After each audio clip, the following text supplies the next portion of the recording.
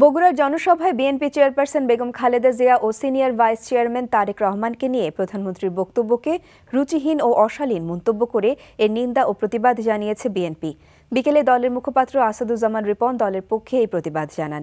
এদিকে নূর হোসেনকে র্যাবের কাছে হস্তান্তর করা নিয়ে প্রশ্ন তোলেন বিএনপির সহসভাপতি শাহ মোয়াজ্জেম হোসেন।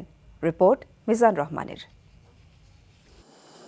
বগুড়ার জনসভায় প্রধানমন্ত্রীর দেয়া বক্তব্যের প্রতিক্রিয়া জানাতে বিএনপির নয়াপল্টনের কেন্দ্রীয় কার্যালয়ে আয়োজিত সংবাদ সম্মেলনে দলের মুখপাত্র আসাদুজ্জামান রিপন বলেন, বিনা ভোটের সরকারের অগণতান্ত্রিক শাসনের কবল থেকে দেশকে মুক্ত করতে বিএনপি ও নাগরিক সমাজের পক্ষ থেকে জাতীয় সংলাপের প্রস্তাব দেওয়া হয়েছে, কিন্তু তা সরকার অগ্রাহ্য করছে।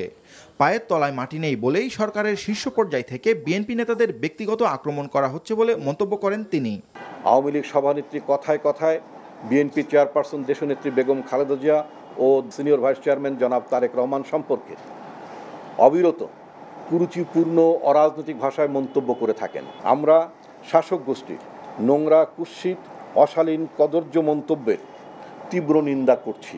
শাসক গোষ্ঠী যতই দেশনেত্রী বেগম খালেদা জিয়া ও দলের সিনিয়র ভাইস চেয়ারম্যান জনাব তারেক রহমান সম্পর্কে অশালীন, অরুচিকর মন্তব্য করুন না কেন, জনগণের কাছে তাদের অবস্থান অত্যন্ত দৃঢ়।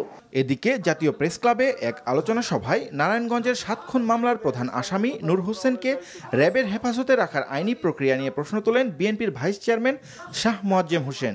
র্যাবের একজন বড় অফিসার এই মামলায়, নূর হোসেনের মামলায় আসামি, সেই র্যাবের হাতে, যে র্যাব বিতর্কিত, অন্তত এই ব্যাপারে আমি বলবো যে ওই অফিসারটা অন্তত বিতর্কিত, সেই র্যাবের হাতে কেন দিল এটা আমি জানি না। এক দেশ থেকে আরেক দেশে যখন কোনো বন্দি বিনিময় হয় বা কোনো আসামিকে হস্তান্তর করা হয়, সেই দেশের সরকারের কাছে, পুলিশের কাছেই এটা হস্তান্তর করা হয়ে থাকে।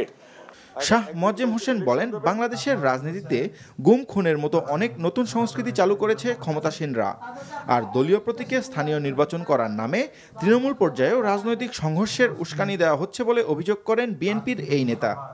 Mizan Rahman, NTV news, Dhaka.